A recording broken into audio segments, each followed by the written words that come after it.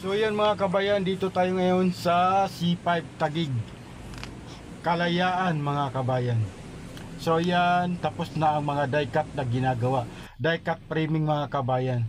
So ito ngayon ang kinakabit na yung tarpaulin, yung ulo ni Vice Ganda mga kabayan. Itong framing na die cut mga kabayan na ginagawa dito ay UFC mga kabayan, UFC. So ayan, kinakabit na yung tarpaulin. UFC ito mga kabayan. Yung anghang tamis mga kabayan na tarpaulin ito na ikakabit. So ayan na, konti-konti na lang siya. Yan, malapit na siya maikakabit. Yan, para makikita na natin ang hitsura niya mga kabayan.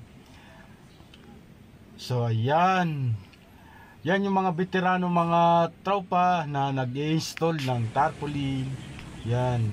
Sa mga client po na nais po magkaroon ng ganito na billboard, framing or ano, pwede kayo mag-direct PM sa message inbox ko po dito para may assist po namin kayo sa may hawak na sales slip po namin.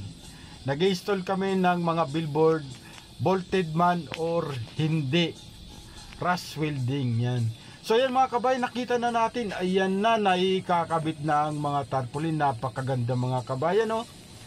Ayan, angas ang nakalagay mga kabayan, angasan na yan, tamis angas mga kabayan, UFC.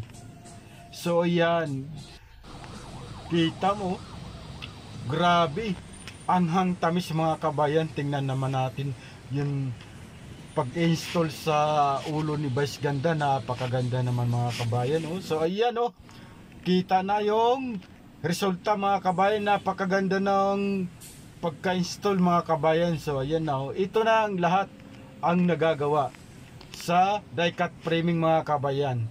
Tamis angas mga kabayan, spicy banana. So ayan ang nakalagay. Yan, UFC. Saan ka na? Mag-UFC ka na mga kabayan. Ito ngayon tayo. Yan, pa-post-post muna tayo dito sa harapan dahil gawa na. Yan. Okay, tapos punta naman tayo dito sa may overpass mismo, sa gitna ng kalsada, para makita natin na napakagandang view niya mga kabayan. So ayan, oh, ang lupit talagang mga kabayan. Dito lang yan sa 19th Avenue, C5 Taguig, Kalayaan mga kabayan. Yan, oh, napakagandang area mga kabayan. Talagang wala kang maano talaga, oh. Talagang angas na angas talaga na tamis mga kabayan. Anghang tamis. UFC mga kabayan. Maraming salamat po and God bless.